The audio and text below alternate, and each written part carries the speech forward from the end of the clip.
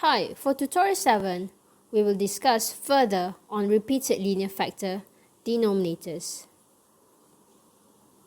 Let's look at example 5. If we have this as the polynomial 1 over x squared times x squared minus 1, what you have to do first is to try to separate this x squared minus 1.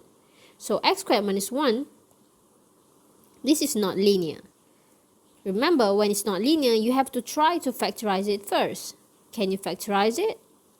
Well, you can simply press your calculator and find the values, or you can also apply this formula, which is a squared minus b squared. Since this is x squared minus 1, the formula is a minus b times a plus b. So according to the formula, 1 squared is also 1. So now our a is x. So you just replace x there.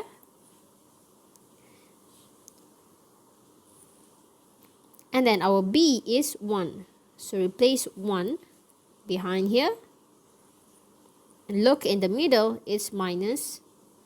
It's also minus here. According to the formula, it's minus and plus. So just write minus and plus. And that's our factorization. Substitute or change x squared minus 1 to be two linear factors. Remember, there are three types of denominators. The first denominator that we have learned in tutorial 4 and 5 is the linear denominator.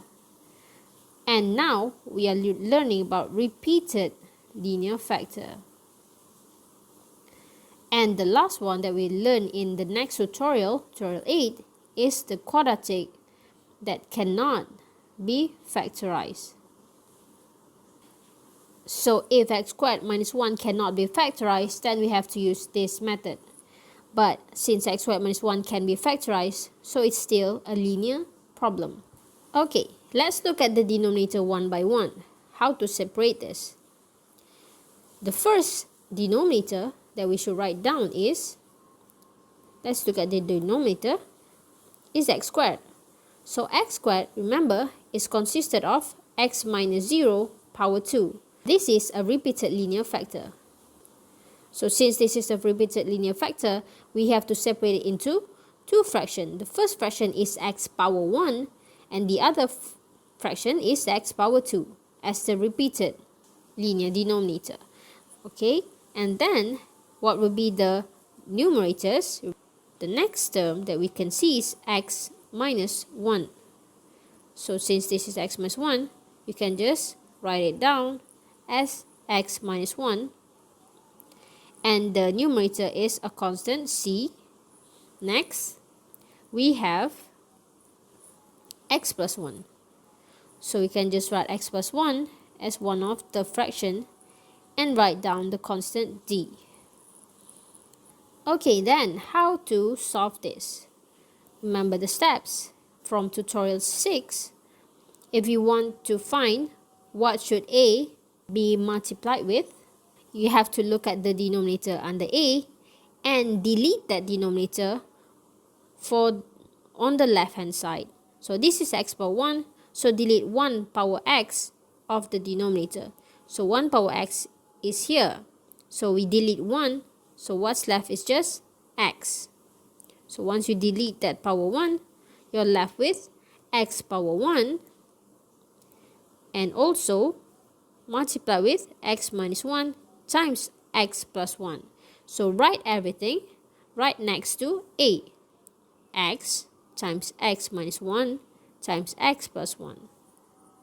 Next, for b, we also need to look at the denominator under b and then delete the denominator on the left hand side. So under b is x squared, so delete x squared on the left hand side. What's left is x minus 1 times x plus 1. So just write that right next to b. X minus 1 times x plus 1. Now what about c? Also the same method. Look at the denominator under c, which is x minus 1, and then delete that x minus 1 on the left hand side denominator. So what's left is x squared times x plus 1. And then for d, Look at the denominator under d and then delete denominator x plus 1 on the left hand side. You're left with x squared times x minus 1, so just write that right next to d. Once you are done writing down all of the constant terms on the right hand side, you have to equate it to the left hand side numerator, which is just 1. So what are the numbers of x that you have to substitute? Just look at the denominator on the left hand side. The first value you can substitute is 0. The next value you can substitute is, just equate to 0 is 1. And the next one would be x plus 1 equal to 0, x equal to negative 1. So now you have 3 values of x to substitute in. And every time you substitute these values, you will always get one of the constant values, a, b, c, or d. But since we have 4 constant values, a, b, c, and d, only 3 values of x here is not enough for us to find all of these constant terms. So what would be the last value of x? Remember, the last value of x is just any value besides these 3. And also, you have to substitute the constants that you have found. So maybe you have found a, b, and c. Substitute a, b, and c to find the last value of d. But if you have found out what's the value of b, c, and d, then substitute b, c, and d to find what's the value of a, and so on. Try this out. After that, try also example 6. Example 7 is a little bit interesting. First step is to look at the denominator. Identify what type of denominator this is. The first one is x plus 1. This is just linear, so no problem. The next one is x minus 1 power 3. So this is repeated linear factors, but it's not power 2. Before this, we have found, or we have looked at the formula how to separate repeated linear factor of power 2, but now this is power 3. So how to separate this? First, to separate linear, it's just the same. Write down the constant term on top. And the next one, this is repeated linear. So you write x minus 1. The next one is the repeated linear of degree 2. And the last one will be the repeated linear of degree 3. Write down the constants b, c, and d on top. Next, we would like to compare the numerators. So just write down the numerator on the left hand side. And then, for the right hand side numerator, do the same method. Look at the denominator under a. And then delete the denominator on the left hand side, which is x plus 1. So what's left is just x minus 1 power 3. So multiply a with that linear term.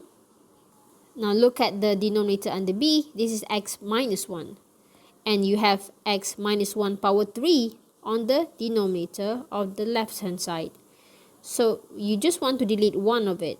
So delete 1, you get just power 2. So multiply everything that's left on the left hand side, which is x plus 1 times x minus 1 power 2. Write it next to b. Power 2. Next, for c, also look at the denominator under c. This is x minus 1 power 2, but we have power 3 on the left hand side denominator. So 3 minus 2, 1 left. We want to delete 2, so 3 minus 2 is 1. So what's left is just x plus 1 times x minus 1 power 1. So multiply c with that. And then for d, look at the denominator under d and delete the denominator on the left hand side, which is x minus 1 power 3. So what's left is just x plus 1. So multiply d with x plus 1. Now, what would be your choice of x? The first one is to look at the denominator and equate it to 0. So the first value is x equal to negative 1. Substitute x equal to negative 1 always refer to this line. And then you see that negative 1 plus 1 is 0. So everything here goes. Negative 1 plus 1 is also 0 here. Negative 1 plus 1 is also 0 here. So you're left with only a term. Negative 2 power 3 is just negative 8. So a is equal to 1 over 8. Our next value of x would be the other denominator on the left hand side equated to 0. X is equal to 1. After you have substituted in 1 inside, you will see that this term will be 0. This term 1 minus 1 here will also be 0. And there's 1 minus 1 also here, it will be 0. And you're left only with d. So this is 2d, and d is equal to 1 over 2. Now, there's no more values of x that we can use from the denominator.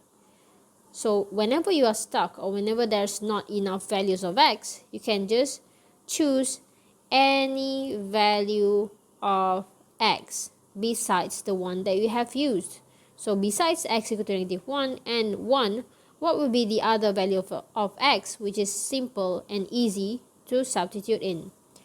For me, I think, would be 0. So just substitute in 0, but remember to also substitute your constant terms which you have found. For this question, you have found the values of a and also d. So substitute in your a and d values. So in this line, I have substituted the a value and also the d value. Simplify this, and then you are stuck at this line. So this would be your first equation. To find the other equation for you to solve simultaneously, you can choose the next value of x. So you have chosen x equal to 0. You have used 1 and also negative 1. So the next value of x, which is simple, is 2. So substitute in 2 into the highlighted yellow line, and also substitute your values of a and d. Remember to write down the values of a and d. After you simplify, you have found the next equation. But look at this equation, 3b plus 3c equal to 3 over 8. I can see that all of this can be divided with 3. So when I divide all of this with 3, I'm left with 1 over 8 equal to b plus c. So before I equate this as the second equation, I simplify it first, and then I let this as the second equation.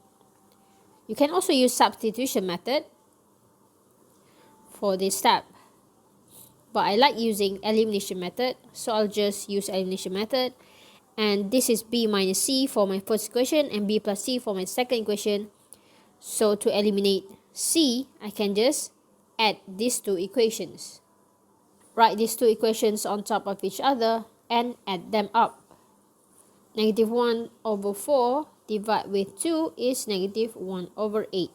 You have found your values for b, and then just substitute b into any equation, 1 or 2, to find your value of c. So let's say I substitute this into the second equation. So I found my c as 1 over 4. Once I found my a, d, b, and c, that's all of the constant terms that I need. I have to write down all of them in this partial fraction form. So write everything in this form. Start by writing down the denominators one by one. Next, add in the numerators. So the first numerator is 1 over 8. So 1 over 8 as the a, 1 on top, 8 below. And then for b, it's negative 1 over 8. So write negative 1 on top, 8 below. And next, we have c, 1 over 4 positive, 1 on top, 4 below. And d is 1 over 2, so 1 on top, 2 below. Make sure that there's no negative here. So negative times positive, what you get is just negative. So substitute or change that positive with a negative sign. And that's your final answer. Also try out this exercise. Thank you for watching.